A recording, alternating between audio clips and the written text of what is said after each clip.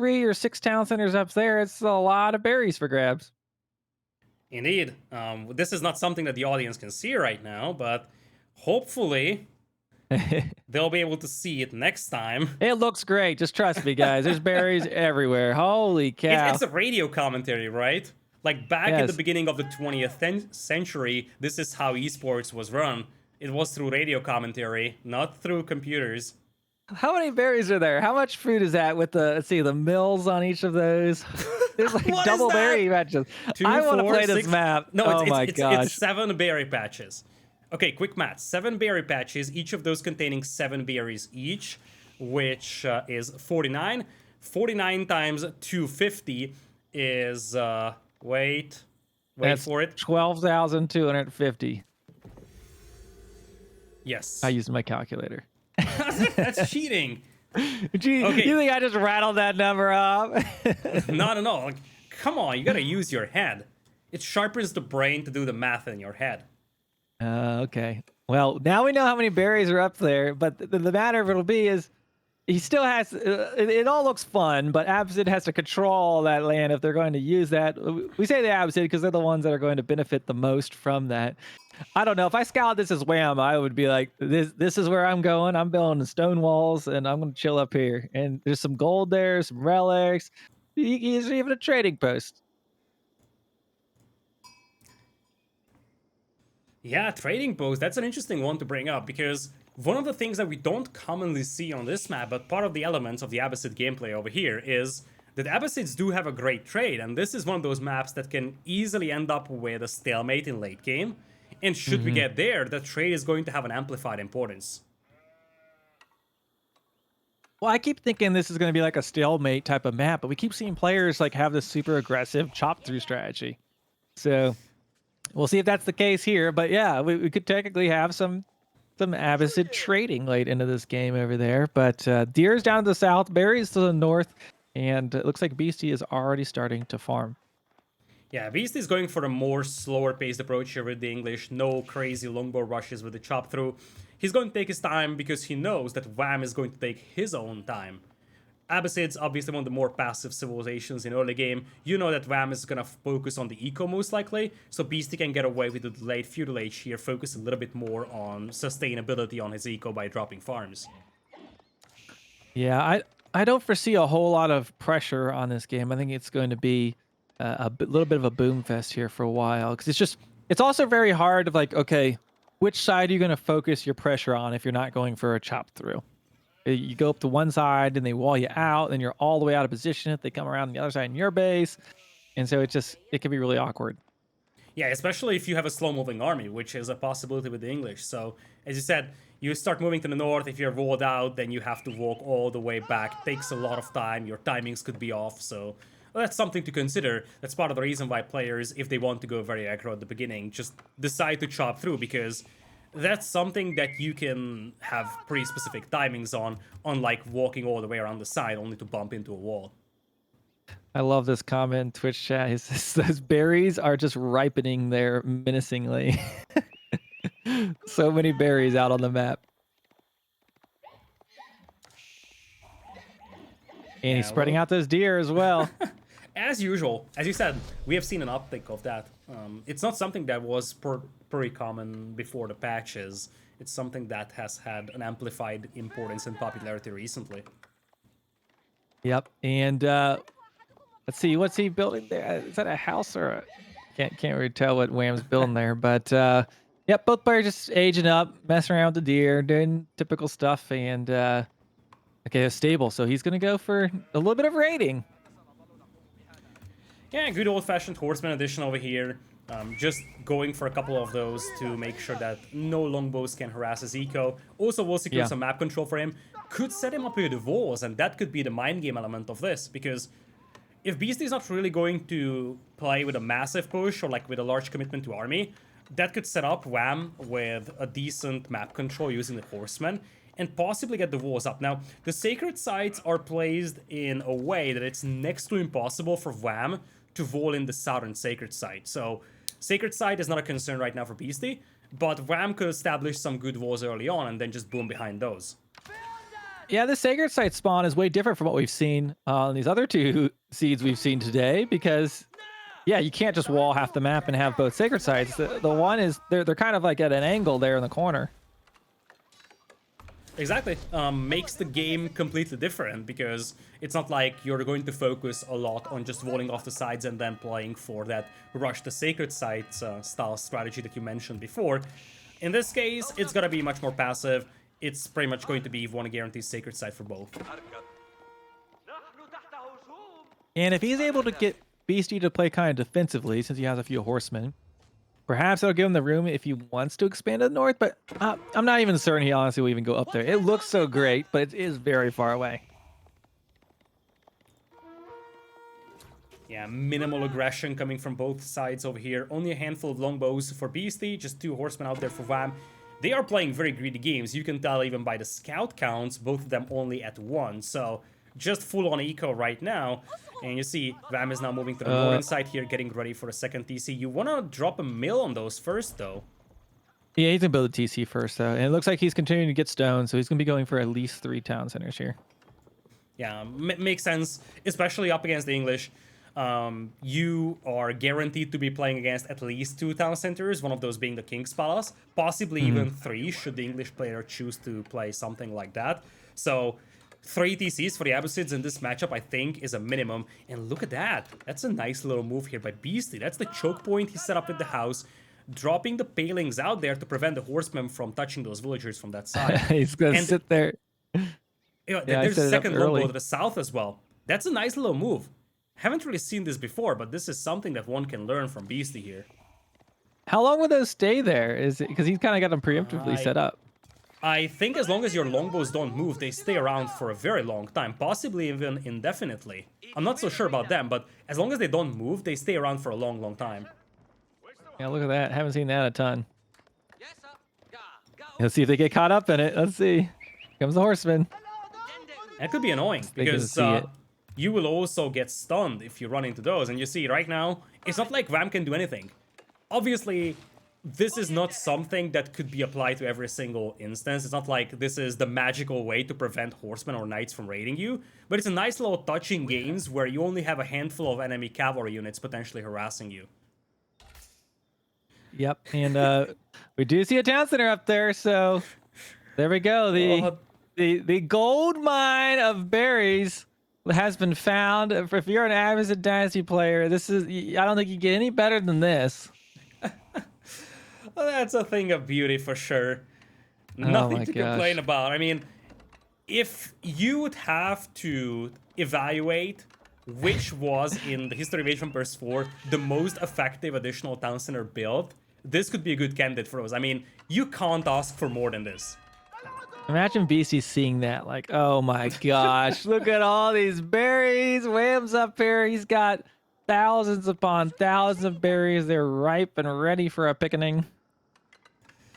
Yeah, and it's not like Beastyqt has much to contest those with. In fact, if you are Wam, you should contemplate going for the ones on the front first, just so that you can secure those. Looks like instead he's going to opt to drop a wall. And you see that one of the biggest limitations here for Wam is going to be that he's going to have to constantly spam mills in order to get those. Can you put one in the middle? Fences. I think one of those he could put in the middle and get both. That one to the north, I think there's a spot there he could get. Forget Aachen Chapel placements. This is what we're here for. Yeah, Beastyqt sees it. But yeah, you're right about that one. You could place one in the middle of those 3 berry patches to get all 3 of those. Okay, so we've got there. Yeah, but is he gonna complete this? I think he's gonna complete that wall. Not a lot of HP on it. Oh, he got inside. Wow, that's big. Because you can't finish off the villager now. As I'm saying that, cost famous last words. The villager pool. 4th. Is it a 4th DC? What are we up to? No, he doesn't have enough stone, does he? Did he airdrop it for it? I don't know. It feels like an overreaction here, sending 6 villagers. Looks like it's just for a wall, but he must have been really scared here. Yeah, I guess. Maybe. Yeah, I don't know. Yeah, there's a lot of villagers coming just to build that wall, but he did. Here comes the knights. Maybe he knew the knights were on the way. Yeah, I mean, his game plan relies on just booming, essentially. So he needed to make sure that he's gonna get those walls up no matter what before the knights arrive. He's just gonna run away from those. Oh, finally, those horsemen going in for a raid. They've been sitting there so long there by the wood line. Oh, what is that? That's a long chop. Yeah, it's a long choppity chop. No lumber camp out there for Wam. He's a little low on wood, actually. Yep, you don't want knights denying your only wood line out there, but he's got wood up to the north too at this town center. We see some barracks ready to go, so I feel like we're gonna see some spearmen this game. Yeah, I mean, it's a safe bet, you know, when you have quite a lot of cavalry out there, spearman is a good way to go. Phalanx already coming in as well as an upgrade for Wam. Of course, Wam sitting on just a higher villager count right now. Doesn't look like Beastie has built a additional town center, but he's got the King's Palace, so continuing to boom, and he's got all the food under his control. He just needs to get the spearmen up there. Imagine a stone wall. Oh my gosh. Where is he going to fit the wall? There's berries. Yeah, it's going to be a difficult one to place. He might have to forfeit some of those berries. And that being said, he is more than happy with that position right now. Also taking the large gold mine, which is not something we discussed. Take a look at the large gold mines. He has one on the right side walled in, and he's just about to wall in the other one on the left side. Could limit Beastie's access to gold here quite a bit. Oh, no. The English, they get their gold. They extract it out of the ground with their farms. So you're telling me that the English are all gold diggers? They're planting gold right now. We're just going to harvest it in the 4th age. Looks like we're going to have Beastie moving up as well to chop some trees out here. We have seen that this is where the English get scary. Where you start dropping those towers, start getting those trebuchets out. You have some spotters for your trebs, and then you just keep spamming those trebuchets to shatter everything in your path. Well, and not to mention, it's not like Absid's going to give you a runaround through landmarks. There's one landmark you can focus on, right? And it's right there, right up mid. Yeah, quite a lot of spears in the mix in here, actually. Only a handful of longbows for Beastie to counter these. That's a lot of holy potatoes. That's 16 spear out there. Knights are just running for their life right now. Beastie probably wasn't expecting that many spears. Luckily, Council Hall is going to help getting some longbows. And he's got 4 of the relics on his side of the wall. 1, 2, 3, 4. Yeah. Ooh, if he can get, once he gets up to 3rd age, he could perhaps get 4 of those relics, which would be quite nice. Yeah, and keep in mind that Beastie went for a monastery himself. So Beastie already committed to a monk and a monastery, which is a big investment in like early Castle Age. He's only going to get 1 relic for it and the sacred site. That's it.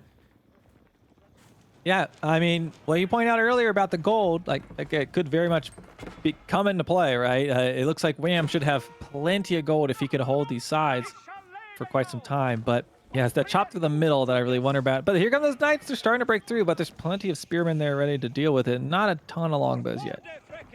Yeah, it's only spearmen right now for Wam. 19 of those out on the battlefield. Nothing else for him. Only a handful of longbows for Beastie though to deal with this. Wam can't take a great engagement over here, but he's going to have sufficient army to deal with this. Unless the knights find an angle to the north, there's quite a lot of them out there. Wonder if he's going to snipe that relic right there, right underneath Wam's nose. We'll have to see. Okay, now he is aged up. Of course, he's going to be getting those cheaper Abbasid upgrades there if he gets that tech at his culture wing. And he's queuing up camels. Look at that. Those camel riders, those will be very good against those knights. But look at the food he has. He queued up like a bunch of camel riders. All of those are very expensive on the food cost even. And he's still floating 2,000. Yeah. That's the power of those berries out there. I mean, if he can take a good engagement here, he could contemplate going into Imperial even at the back of this. All I can say is if Wam wins this game, BC is going to be very triggered by this map spawn. It's just ridiculous. But yeah, there we go. Spears and camels should be more than enough to deal with them.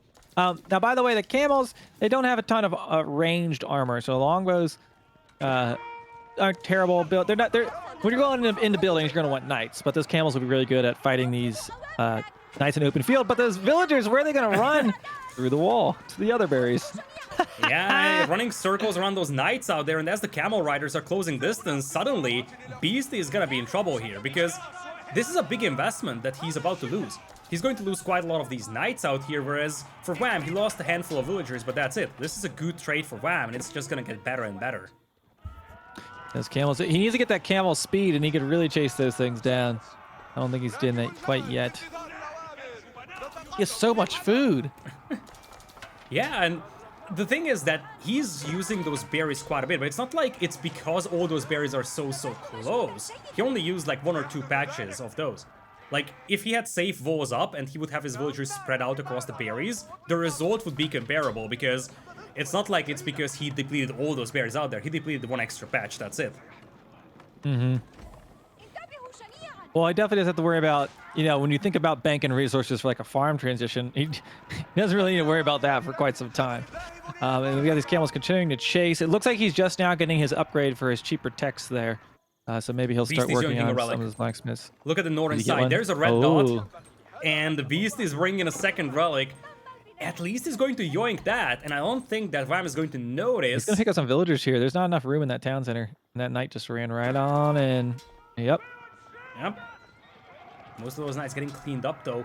Beasty working his way towards Imperial himself, though. And Wam, he seems to be struggling cleaning up these knights. It takes a lot of time for him to do this, and this is delaying him quite tremendously. Yeah, he's losing a few villagers. He's still up on the villager count, so it's not the end of the world, but this definitely feels like a little bit of a distraction, though. Beasty's just, like, running around everywhere. Like, I feel like he's planning on cutting through middle and taking the fight to the main base is kind of, like, the sense I'm getting here. Yeah, exactly, and you see, he's working his way towards Imperial, already setting himself up with the barracks in the middle. He's going to have a heavy push with the men-at-arms, and that's gonna be a great unit to add here. Look at that, Wam is sitting at 50 spearmen. Oh, that's what he's gonna do. Well, is he doing spearmen? Is that what that upgrade is? He's upgrading a spearman. No, he's going man-at-arms. Yeah, because none of those units that Wam has is gonna be really effective against the man-at-arms. Yeah, he's got 50 spearmen out there. The timing could be devastating, though, here for Beasty, because remember, he's just not going up to Imperial, and you see he's going for the Berkshire, realizing that the chop-through is a reality by Wam, and it's 69 army against 15. If Wam lands a timing push right now, it could be devastating for Beasty. Hence, he's going for the Berkshire, something that's spotted by Wam. Can he stop this landmark? That's the question. No, that landmark's going up. And that's going to be hard to deal with. Honestly, I thought that might be placed even a little more aggressively, but there you go. It's up. 20 villagers inside. Pew, pew, pew, pew, pew, pew, pew, pew, pew. Yeah, that's a big one for Beasty. He desperately needed that because this timing push could have been devastating here. Looks like Wam is committing, though. He's committing against the Berkshire. No boiling oil in that, I think, and that's a lot of spears. And when I say a lot, I mean a lot. I don't think he can take it down, though. We'll see here. It's a bold move, that's for sure, with no armored units here, right? You get the feel. There's gonna be so many lost units. He can also hop out and repair this. Yeah, losing HP is the landmark, though. It's about to get lit on fire. Men-at-arms still missing from the battlefield. And look at that. Wam still sitting on 40 spearmen. Villagers have to drop out to repair. It's gonna be costly to repair, though, and Beasty, he has so many of his villagers idle. He might lose the palace here. I gotta say, it's a bold move to just siege that landmark with nothing but spears, but he's doing it. The villagers are fighting. Look, they got their bows out. And a Mangonel's coming in. Up. Oh, this landmark is going down. He got it. And those villagers, all 20 of them. Oh, they're going. Oh, those are the Mangonel. Oh, Mangonel getting taken down by the villagers here, but so many precious villagers could be lost here for Beastyqt. Wololo He's coming equal as up. a train wreck. Oh, he's gonna try to Wololo. That just bought him some time. Those villagers fighting. Yeah, it ain't much. And the access to wood is denied. Look at that. Beast is sitting on 1 wood. Sure, I think he can go for man-at-arms, but he's about to start losing the barracks here. And Wam can destroy the man-at-arms with crossbows without any major problems. And if he gets rid of those production buildings, Beast doesn't have the wood to rebuild those with. I don't think I would have been brave enough to just charge down that landmark with my spearmen. That was, I mean, it's definitely a defining moment of like, you either got to get it or like, if that hadn't worked out, he would have just lost so much. But now he's got control of this wood. Crazy is divided by a very thin line, and you get the feel that Wam was more on the crazy side of that line, but it worked out this time. Yeah. And right now he's just kind of barreling forward, and now Beastyqt on the defensive, although I've seen him in this situation with English many, many times, but there's a difference. All of the wood is middle on this map, and both of the gold mines on the side are walled out. So this is a challenging position. It is a challenging position indeed, and trebuchets are crawling up here for Wam. He's going full castle over here. He realized that, okay, there is blood in the water. This is where I can push, and this is where I will push. I have the chance to idle the opponent's farming economy, and I'm also destroying the production buildings while creeping up with trebuchets. Trebuchets that could start shelling those key landmarks even. Remember, King's Palace also has a lower HP than usual landmarks, so it's rather easy to destroy it. And there you go. We see Wam starting to apply some pressure, staying in the third age. He's just advancing. He's got spearmen running around. I mean, for the most part, this game has just been a lot of trash units, with the exception of the, I guess, the camel. There's going to be keep drop coming up. Wam wants to finish this game right here, right now, going for an insanely aggressive keep over here. Only a handful of villagers building it, but there is nothing from Beastyqt to stop this with.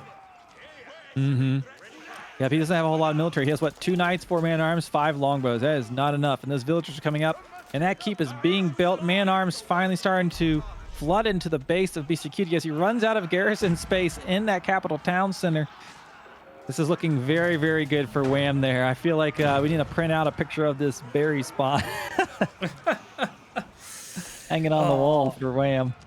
And King's Palace is now under fire as well. All 3 remaining landmarks are on the very same screen, accompanied by a castle as well from Wam. How is Beastyqt going to hold his landmarks? He's down to 3 army within his entire farming eco idled. His eco is idle. He's got no farming. Sacred sites are now under the control of Wam as well, and Beastyqt is about to lose all 3 of his landmarks unless he can make something happen in the next 1 or 2 minutes. Feels like an impossible task here ahead of Beastyqt. Yep, he's going to keep finding... Well, he's going to keep it. Just kidding. And he taps out. Wam getting the first victory against Beastyqt on the board. The score is 1-0 in this best of 3. And remember, Wam is an unqualified player for this Road to Red Bull Wololo event. And Beastyqt, he's already secured his spot. So a big congrats to Wam on this round 1 victory. Big win over here for Wam indeed. The timing worked out perfectly. And as you said, part of that was fueled by the berry patch on the right side, but the bigger thing was the timing of Wam. He was non-stop making army. He had an insane 50 spearmen in the middle of the game, and then Beastyqt went Imperial with the Berkshire. He knew that he was going to have to defend against that push, and then Wam went for a crazy approach, an all-or-nothing approach almost, pushing that Berkshire Palace with the spearmen. Beastyqt did not have the boiling oil upgrade on his keeps, and that showed. If he had that out there, it would have been a completely different story, but Wam was able to take down the Berkshire and then just flood the base of Beastyqt. Well, we laugh about